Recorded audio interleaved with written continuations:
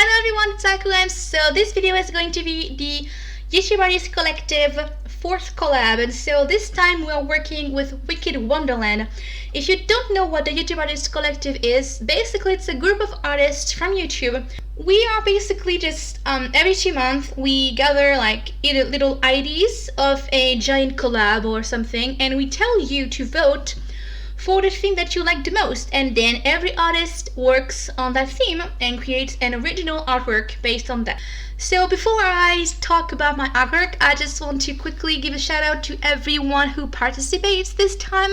We have Bailey J, Lenya Crescent, Zara Banez, Ulo Alice, Art a la carte, Jelly B, Joysan, That Artsy Girl, and Sophie Ralou illustrations. And so I'm really excited to see what everyone has done. I haven't checked yet because I'm recording the voiceover last minute as always.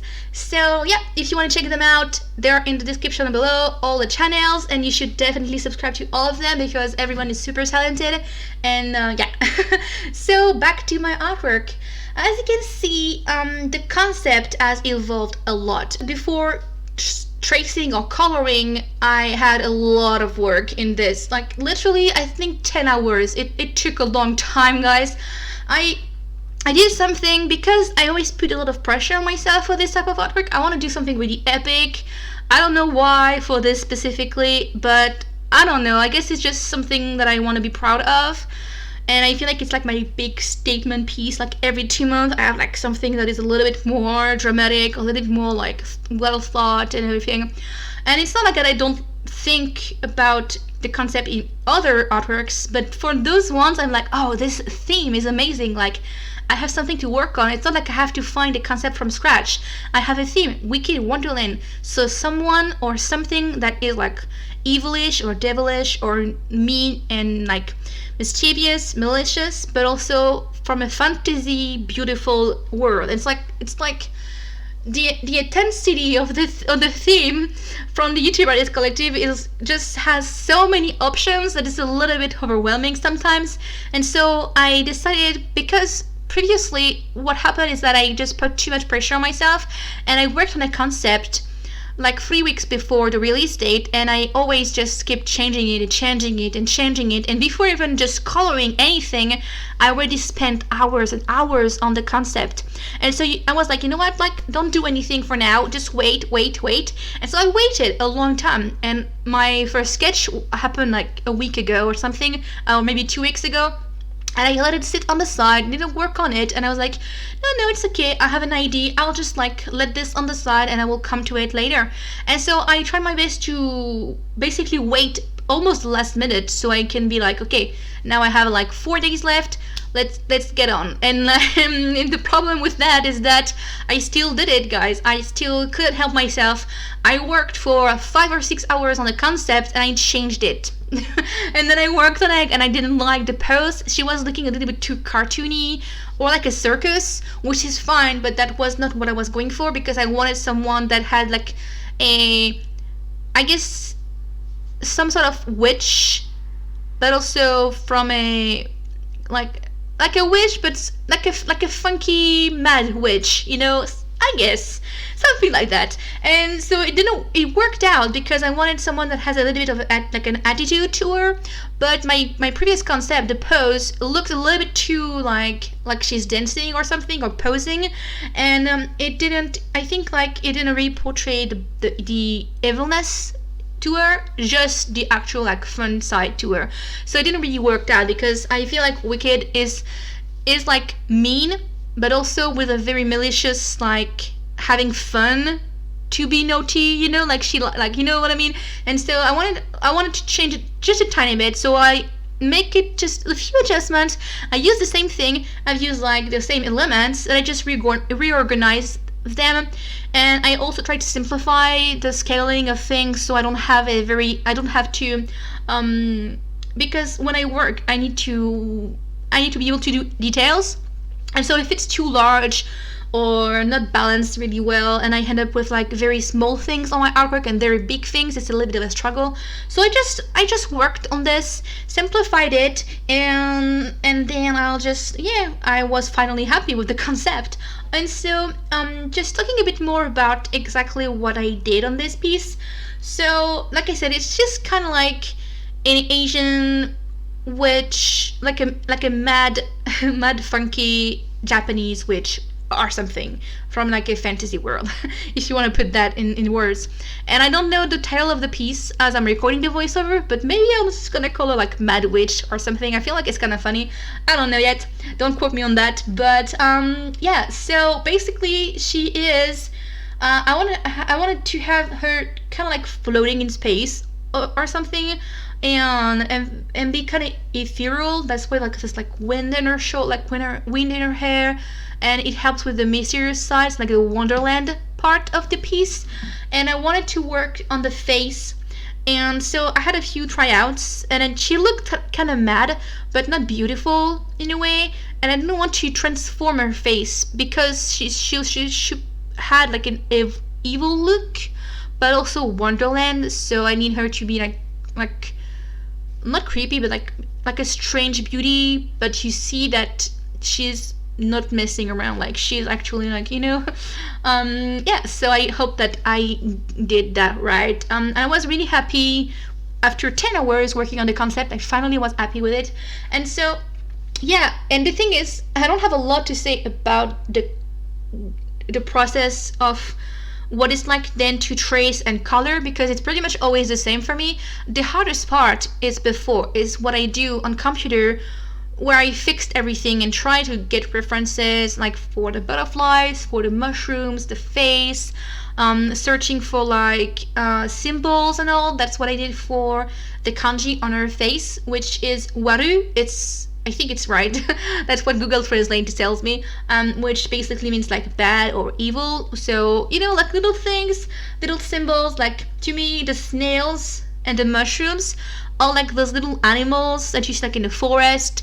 And especially mushrooms, they literally are like a little bit of a mysterious like elements, because they're not like actual vegetables or animals or like they have their own group as a thing, as a living thing, and they can be poisonous. So I feel like it really helped with the Wonderland type of theme. And the caterpillar, the butterflies, those little elements, and also dragonflies, yeah, all those little elements are kind of like a little bit like she is definitely maybe like from another world. I don't know exactly what I was going for. I'm trying to explain the concept, but I can't really do it. Sorry. Yeah, I think that covered everything for the actual like ID. And so the last thing I want to mention about the concept is her heart. And you can see this has a lot of intricate designs like wrapping around her, like little branches. And there's a core which is like should be kind of like of a heart. Of course, it's not exactly in the middle of the chest usually, but that's just the way for me to embellish and habitate this area in the drawing. And originally it was supposed to be an open gate to her power of some sort, with little branches like growing and like leaves, but there was a little bit too much information, so I just kept the idea of a dark core, like a dark heart. And also with the colors, it makes it kind of like magical. I don't know, I guess it's a little bit of a cliche, but it worked with the piece.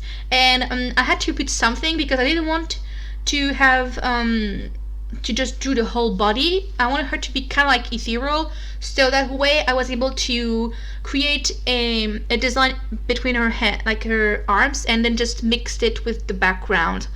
And in terms of the concept and colors, so quickly telling you that my palette seems like I've used a lot of colors, but I didn't use that much. And so I went like very iridescent neon colors almost. Like literally everything is glowing, so I tried to do that. And so I knew that I wanted to have like bright green and purples, and then blue to connect everything, because the blue basically is going to work well with the green.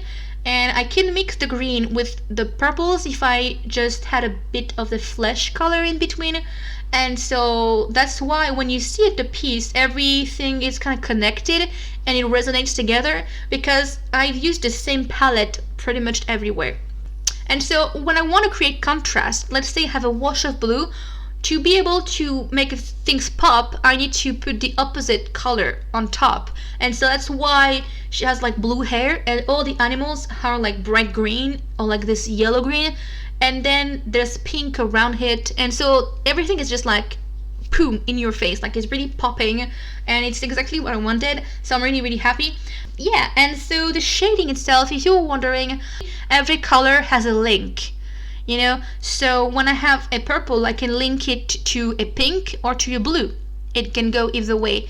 And then my blue can be connected to a green or a purple, of course, and then the green itself could be connected to a yellow, and then I can just like roll around and just travel on the color wheel, and everything can be connected. Any purple I can blend with a blue or a yellow or a pink, whatever.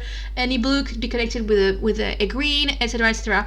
And so when I know that, I can basically just mix colors. And like I said, every color can be mixed with anything. You just have to find the proper link, and it has to be somehow the same value, not too different, of course. Yeah, if you'd like to get an actual tutorial about maybe the hair or the skin, I don't know, just tell me in the description. Not the description, just tell me in the comments and I'll make a separate video for this specifically. I covered like what I wanted to say. The coloring part took me 6 hours.